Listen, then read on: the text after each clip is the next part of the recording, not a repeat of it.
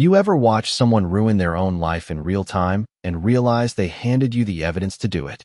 The first thing I noticed wasn't the flashing lights. It was the smell, burnt rubber and damp dirt mixing in the cold night air as red and blue reflections bounced off my garage door like a warning I didn't need anymore.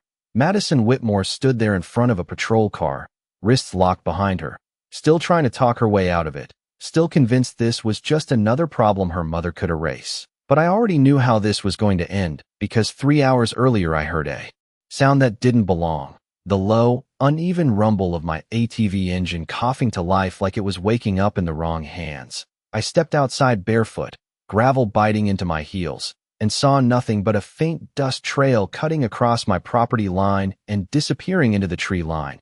And right then I knew exactly who took it.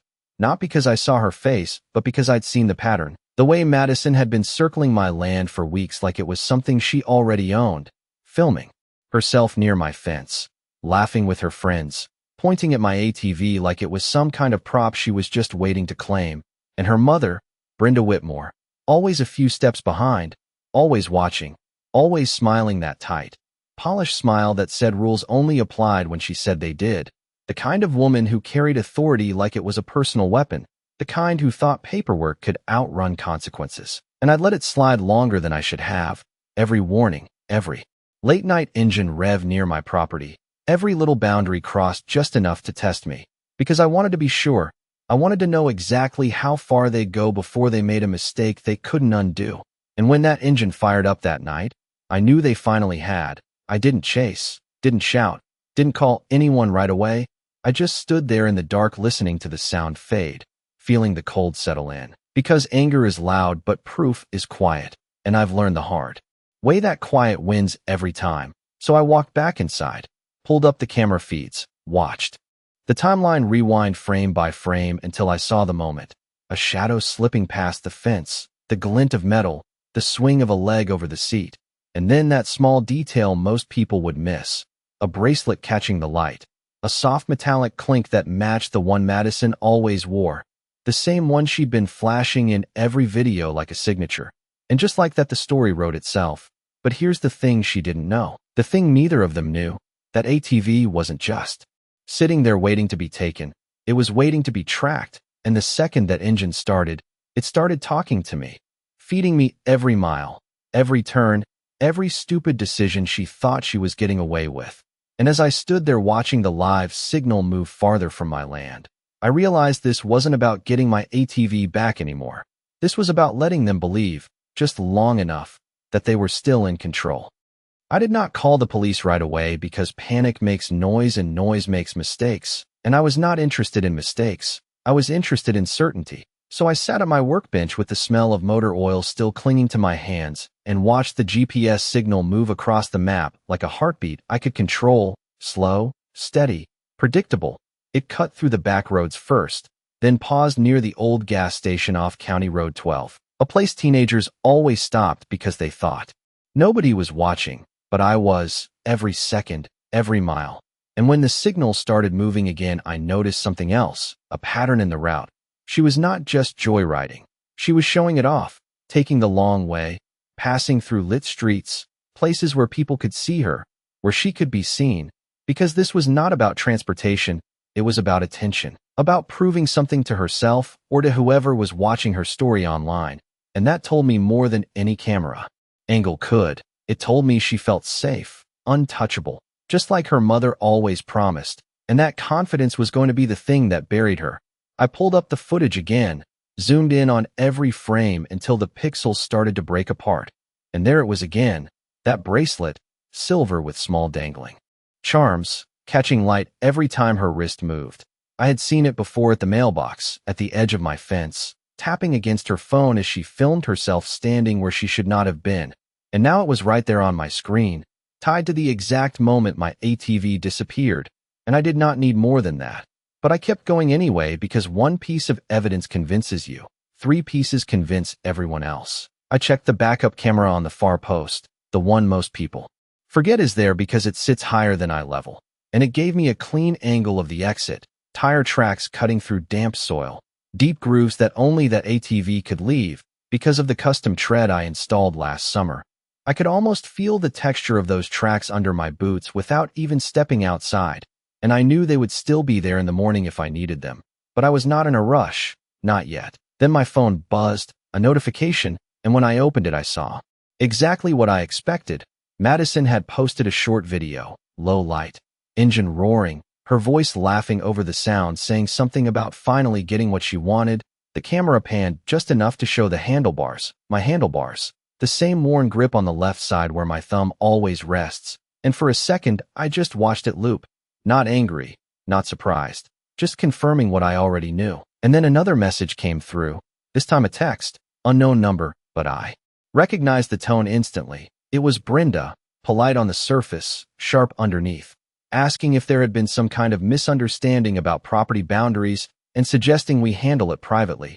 That word privately sat there on the screen like a warning dressed up as a favor, and I could almost hear her voice, calm, controlled, certain that this would go the way it always did, but she did not know what I knew. She did not see what I was seeing in real time, the map still moving, the signals still broadcasting, her daughter still digging deeper with every mile, and I leaned back in my chair, listening to the quiet hum of the shop, and for the first time that night I smiled just a little because they thought this was already over, and I had not even started yet. I did not respond to Brenda right away because silence makes people reveal more than arguments ever could, so I let her message sit there on my phone while the GPS signal kept moving across the map like a breadcrumb trail. She did not even know she was leaving. It slowed near the lake road, just past mile marker 7, a quiet stretch where kids like to gather because it felt hidden even though it was not, and that told me exactly what she was doing. She was not hiding the ATV, she was presenting it, turning it into a story, something to show, something to prove, and that confidence was louder than any confession. I pulled on my boots, the leather stiff from dried mud, and stepped outside, the night air colder now, sharper, carrying that faint scent of pine and damp soil that always settles in after sundown. I did not rush, did not chase the signal like someone desperate. I moved at my own pace because I already knew where this was going. And as I walked back into the garage, I grabbed the folder I kept tucked behind my workbench. Every receipt, every serial number, every photo from when I rebuilt that ATV piece by piece. Not because I expected this to happen, but because my old man taught me something simple. If it matters to you, you document it. And right now it mattered more than ever. My phone buzzed again. Another post, this one clearer, brighter. Madison sitting on the seat, engine idling, her voice loud over the sound, saying nobody could tell her what she could or could not have. And there it was again, that bracelet flashing as she lifted her hand into frame. The same careless detail she had been showing off for weeks, except now it was tied to something real, something she could not just laugh off later. I took a screenshot, then another, saving everything, because moments disappear, but records stay. And then I finally opened Brenda's message again, reading it slower this time, noticing the phrasing, the way she framed it as a misunderstanding instead of what it actually was, the way she suggested handling things quietly as if that was some kind of favor to me. But it was not a favor, it was a strategy, hers, not mine, and I knew exactly how those strategies worked because I had watched her use them on other people in this neighborhood. Small fines, quiet threats, paperwork that made problems disappear before they ever reached daylight. But this was not going to be one of those times, because this time everything was already out in the open, tracked, recorded, time-stamped, and I had not even made a call yet. I stepped outside again, this time walking the edge of my property where the ground was still soft enough to hold the marks she left behind. And there they were, clean, unmistakable tracks cutting through the soil exactly where I saw them on camera, the tread pattern matching what I installed. Deep grooves spaced just enough to stand out under a flashlight beam, and I crouched down, running my fingers just above the surface without touching it, memorizing the pattern, the direction, the way the dirt had shifted, because details like that do not argue. They do not forget, they just wait to be seen. And as I stood back up, I looked out toward the dark tree line where the trail disappeared and realized something simple but important. They thought this was still a game, something they could control, something they could spin if it got messy, but they were wrong, because the moment that engine started, the moment that bracelet flashed on camera, the moment that GPS signal moved off my land, this stopped being their story and became mine. I finally called just before midnight, Not because I needed help finding anything, but because timing matters more than speed. And when the dispatcher answered, I kept my voice steady, clear, giving them exactly what they needed and nothing more: location, description, ownership, and the detail that made everything shift from a complaint to a case. Active GPS tracking on stolen property. You could almost hear the tone change on the other end, subtle but real, like a switch flipping from routine to serious. And while I stayed on the line, I watched the signal slow again, then stop completely near the far edge of the lake access road where the pavement turns to packed dirt and streetlights thin out. A place that feels hidden if you do not know better, but I did. I had driven that stretch 100 times. Knew every dip and turn, every spot where tires leave marks that do not fade by morning. I gave the dispatcher the coordinates down to the last decimal, then ended the call and stood there for a second in the quiet, listening to the soft ticking of metal cooling in the garage, that familiar sound that always comes after something has been pushed too far. And I realized this was the exact point where most people would go wrong. They would rush out, confront, turn it into a scene, give the other side a chance to twist it into something else. But I was not interested in scenes. I was interested in outcomes. So I stayed put, let the process move the way it was supposed to, because everything was already in motion. The GPS signal still live, the posts still online, the evidence stacking up minute by minute. And then my phone buzzed again. Not a post this time, but a call. Brenda, her name lighting up the screen like she already knew something had shifted. I let it ring twice before answering, long enough for her to feel it. And when I picked up, her voice came in smooth, controlled. But there was something underneath it now, something tighter. She asked if we could talk, said there had been a misunderstanding, that Madison had only borrowed the vehicle. Borrowed, like that word could rewrite everything I had already seen. And I could almost picture her standing in her kitchen, one hand on the counter, the other holding the phone just a little too tight, trying to keep the situation inside a frame she could manage. But that frame was already breaking. I told her I had already reported it, kept my tone even, no edge, no anger, just fact. And there was a pause on the line, short but heavy, the kind of pause that tells you someone just recalculated everything in their head and did not like the result. She started to say something about resolving it privately again, about not escalating things unnecessarily, but the word unnecessarily hung there, and I knew she could hear it too, because nothing about this was unnecessary anymore. Not after the video, not after the tracking, not after the distance that ATV had already traveled.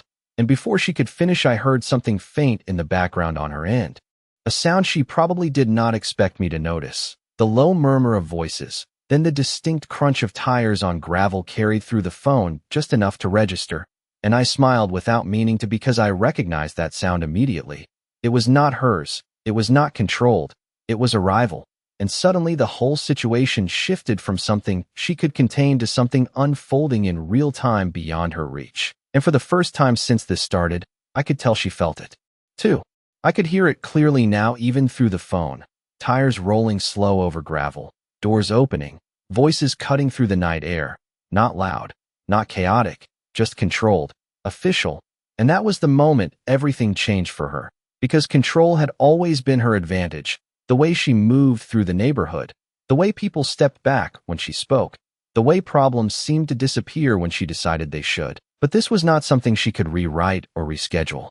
This was already happening, and I did not have to say a word for her to understand that. Her voice shifted, just slightly, still composed but thinner now, asking where I was, asking what exactly I had told them. And I answered simply.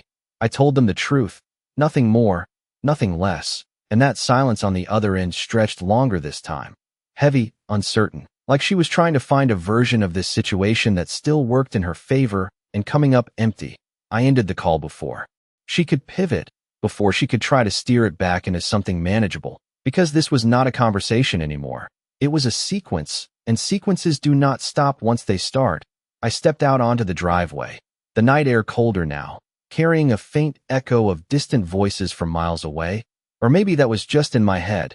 Either way, it felt close, like everything was tightening toward a single point. I checked the GPS again, still stationary, right where it had stopped, and I imagined the scene without needing to see it. The ATV sitting there under dim light, mud still fresh on the tires, the engine probably still ticking as it cooled, Madison standing nearby, still talking, still explaining, still convinced she could talk her way out of it the same way. She always had. And then realizing she could not. Not this time. Not with everything already recorded, already mapped, already handed over. I walked back inside and pulled up the live feed from the outer camera again. Not because it would show me anything new, but because I wanted to see the moment one more time. The exact second she crossed that line. The way she moved like it did not matter, like it was already hers. And I paused on that frame, the bracelet catching the light, the small, careless detail that tied everything together. And I let it sit there on the screen while the hum of the garage settled around me. Steady, familiar, grounding. And then my phone buzzed again. Not Brenda this time, but a notification. Someone had reposted Madison's video. Comments already stacking under it. People asking where she got the ATV.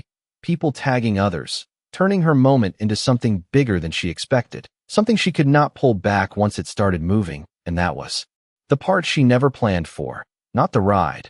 Not the post. Not the attention. Because attention spreads, it connects dots. It brings eyes where they were not before. And right now, every piece of this was aligning. The footage, the signal, the posts, the call, all of it converging into something solid, something undeniable. And I leaned against the workbench, listening to the quiet tick of cooling metal and distant night sounds, and realized there was nothing left to do. Not for me. Everything that needed to happen was already happening. And for the first time since I heard that engine start, I felt completely still, because the outcome was no longer a question. It was just a matter of time. The next sound I heard was not through a screen or a call. It was real, distant at first, then sharper, tires shifting over gravel somewhere beyond the tree line, followed by the faint echo of a door closing and voices carrying just enough through the night air to confirm what I already knew. They had reached her, and I stood there in the doorway of my garage, the cool air brushing against my face, listening without moving because there was no need to rush towards something that was already unfolding exactly the way it should. I checked the GPS one more time and saw it blink, then stabilize, still fixed in that same spot. No movement now, no more wandering path, just a single point on the map like a pin marking the end of a very short story she thought would go differently. And I imagined her standing there, explaining, maybe laughing at first, trying to downplay it the way she always did, like it was harmless, like it was temporary, like everything could still be smoothed over with the right words and the right tone. But there is a moment in every situation where tone stops working, where explanation runs out of space, and reality settles in whether you are ready for it or not. And I knew she was hitting that moment right now, because everything she had done was stacked in a way that could not be undone. The video, the location, the timing, the physical evidence sitting right there with her, all of it aligned too cleanly to argue with. I walked a few steps out onto the gravel, the small crunch under my boots grounding me, steady, familiar, and I realized something simple. I had not raised my voice once through any of this, not when the ATV disappeared, not when Brenda called, not even now. And that was the difference, because they expected resistance, they expected noise, something they could push back against or reshape, but I gave them nothing to work with, just facts, just time, just a sequence they walked into on their own. My phone buzzed again, this time a message from an unknown number, short, direct, asking me to confirm ownership details, and I responded just as simply, sending the serial number, the photos, the documentation I had already prepared, each piece fitting into place like it had been waiting for this exact moment. And as I hit send, I could almost feel the shift happening miles away, not loud, not dramatic, just a quiet turning point where the situation stopped being flexible and became fixed. I leaned back against the side of the garage, looking out into the darkness where the road disappeared, and for a second, everything felt still, the kind of stillness that comes right before something resolves. And then my phone lit up again, not a message this time, but another call, Brenda, and I let it ring longer than before, not out of hesitation, but because I already knew. What had changed? When I finally answered, her voice was different, the control still there but thinner now, strained at the edges. She was asking questions instead of making statements, asking what could be done, asking how to handle this. And I listened without interrupting, letting her speak, letting her try to rebuild something that was already gone. And when she finished, I gave her the only answer that mattered. It is not mine to handle anymore. And there was no response to that, just silence, heavy and final. Because for the first time she understood that this had moved beyond her reach, beyond her influence, beyond anything she could adjust or contain. And as the call ended, I stood there in the quiet again, the faint night air moving through the trees, and realized that everything I needed to do was already done. All that was left now was for it to finish playing out. By the time the next call came in, I already knew it was over, not because someone told me, but because everything had gone quiet in that specific way that only happens when a situation stops moving and settles into fact, the kind of quiet that replaces chaos when there is nothing left to argue about. I answered without looking at the number, and the voice on the other end was calm, official, confirming what I had already seen on the map. The vehicle had been located. They needed me to verify a few final details in person, and I said I would be there, grabbed my keys, and stepped out into the night, the engine of my truck turning over with that steady, familiar hum that always grounded me. And as I pulled onto the road, the headlights cut through the darkness in long, clean lines, guiding me down a path I had already followed in my head a dozen times. The drive was not long, but it felt deliberate, every mile marking the distance between what they thought they could get away with and what was actually happening. And when I turned onto the lake access road, I could see it from a distance, the soft wash of headlights reflecting off metal, silhouettes moving in controlled patterns, nothing rushed, nothing loud, just procedure unfolding the way it is supposed to. I parked off to the side, stepped out, and felt the cool air settle around me again, carrying that faint mix of water and dirt that always hangs near the lake at night. And there it was, my ATV, sitting exactly where the signal said it would be, mud still clinging to the tires, engine long cooled now. Just an object again instead of the center of someone else's story. Madison stood a few feet away, posture different now. No phone in her hand, no performance left, just stillness where there used to be confidence. And Brenda was there too, a few steps back, speaking in low tones that did not carry the way they used to. And for the first time since I met her, she did not look like she was in control of anything. I walked up slowly, not rushing, not needing to prove anything. And when they asked me to confirm ownership, I did exactly that, pointing out the details only I would know, the wear on the left grip, the custom tread, the serial number etched just under the frame where most people would not think to look, each piece lining up with everything I had already sent. And as I spoke, I could feel the shift completing, not dramatic, not loud, just final, like a door closing somewhere behind all of this. And I glanced once at Madison, not angry, not satisfied, just certain, because this was never about getting even. It was about letting the truth move all the way to the surface without interference. And as I stepped back and the process continued around me, I realized something simple. They thought this would be another story they could control, another situation they could reshape, but they were wrong, because from the moment that engine started, it stopped being theirs to manage, and now it was exactly where it was always going to end.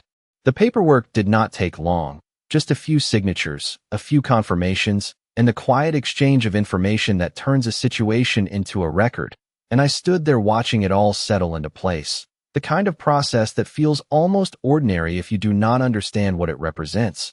Because this was not just about a vehicle anymore. It was about everything that led up to this moment lining up exactly the way it needed to. One of the officers walked me through the final verification again, asking me to confirm the details out loud. And I did, steady, clear, each word backed by everything I had already documented, the serial number, the modifications, the tracking system, all of it matching without hesitation. And I could see the shift in their posture as it moved from question to confirmation, from possibility to certainty, and behind that, just a few feet away, Brenda was still trying to hold on to something, speaking in low, controlled tones, asking about options, about resolving things, about keeping it from going further, but the words did not carry the same weight they used to. Not here, not now, because this was not a conversation that could be redirected. This was a process already in motion.